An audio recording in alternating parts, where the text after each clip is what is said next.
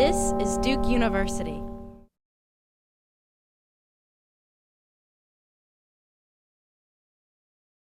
There are a number of myths around intercultural learning, and I wanted to share just 5 of them with you, and I'm sure you could add to those.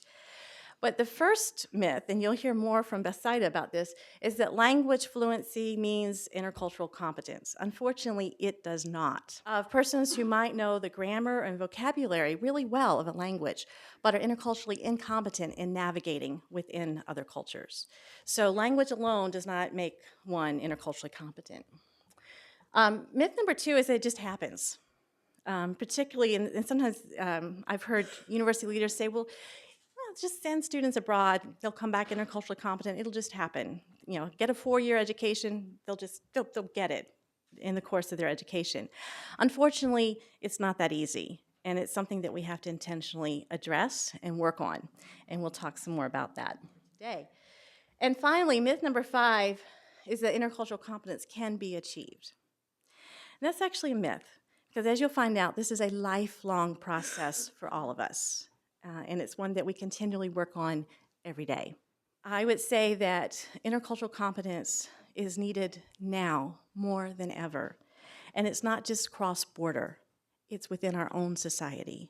How do we bring people together in meaningful ways so that those from different backgrounds, different beliefs, can actually hear each other and learn to get along together? In terms of why, these are some of the main reasons given globally for why it's important to address intercultural competence. When they talk about it, it's an intentional process. Again, it's not something that just happens. We have to be very intentional about this, of integrating an international, intercultural, or global dimension into, and you look at this, pretty much everything of post-secondary education, into the purpose, functions, and delivery of post-secondary education. And then the last part is important. Why? In order to enhance the quality of education and research for all students and staff, and to make a meaningful contribution to society. They chose to use the term global competence, and they talk about this being a capacity to analyze these different issues from multiple perspectives, to understand how those differences can impact our perceptions, judgments, and ideas. And the last part is really important about how to engage in open, appropriate, and effective interactions with others who are different. But if you want a summary definition of intercultural competence, it's basically the communication and behavior that is both effective and appropriate in intercultural interactions.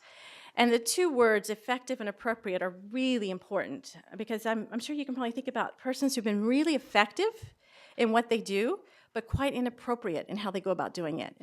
And so the key attitudes that you see that are important for intercultural competence are openness, curiosity, and respect. It is to be able to see from others' perspectives. But that's so challenging to do because we're always seeing the world through our own culturally conditioned lens. And so I think our job within the higher education institutions is to really help students begin to understand, first of all, what is their lens.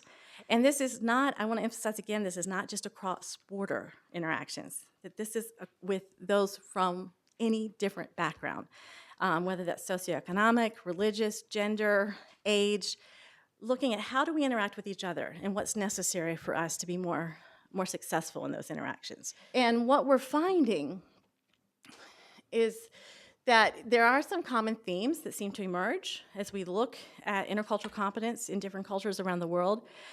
But in the global north, it tends to be more individual focused in the knowledge, skills, and attitudes of the individual. And in other places, we're looking at more about the relationships. What does it mean to be in relationship with each other? And that could potentially transform our curriculum and how we teach if we're focused more on the relationships and interconnections. So here are some of the implications that come from more of a developmental perspective, that we need to move from individual qualities to the real-world engagement with each other, to the relationship building. That we, especially at higher education institutions, we need to go beyond knowledge. We tend to be so focused on knowledge dissemination. We need to look at what else beyond the knowledge, the skills and the attitudes. What are we doing to address those pieces of intercultural learning? How do we go beyond one identity? And I know there are courses here at Duke that address that. Bethzaida will talk in a bit about the cultural iceberg and how do we go beyond surface level learning. And then finally, it's really important, given the developmental process, that we go beyond results to the process and focusing much more on the process about how are we thinking interculturally, how do we help students reflect more on their own learning. And well, how is intercultural competence being developed and assessed around the world within higher education? Here's what we found. There is certainly a continued emphasis on study abroad, but again, that only impacts a very small percentage. Even within the United States, only around 3% of students study abroad. So what are we doing for the 97% who don't? And it's really important that we address intercultural learning for all students, not just those who go abroad. Service learning becomes a key way to do that. Experiential learning in general, through mentoring, fieldwork, even simulations and courses can help. One is certainly the role of critical reflection, and not just asking students, what did you learn? But I know at Duke, we're really good at asking kind of the what, but the so what, why was that learning important? And the now what? What will you do now as a result of that learning? And then the last question, this was from a professor of Islam at Harvard who said this is a really key question to ask. How do you know what you know about? And then you can fill in the blank. And the reason why I got so interested in the intercultural competence theme is because us language teachers have always been the ones who have to do the work on culture teaching. As Darla mentioned, this is just something very basic, but I think this is what I have been finding in the way we do K-12. And this idea that it's just the food we eat, the way we dress, the songs we sing, and it's not that. We have to go beyond, below, way below this. I go to the flea markets, I go to church, whether they are atheists or Catholics. It's not about religion, it's about going and experimenting, yeah, that's the word, experimenting the culture. And we created a program in 2011 coming out of a strategic plan in 2009 that was going to be deliberately trying to build greater global awareness, global engagement, and competence in our undergraduate population through a very individualized, very intense one-on-one advising with our undergraduate population.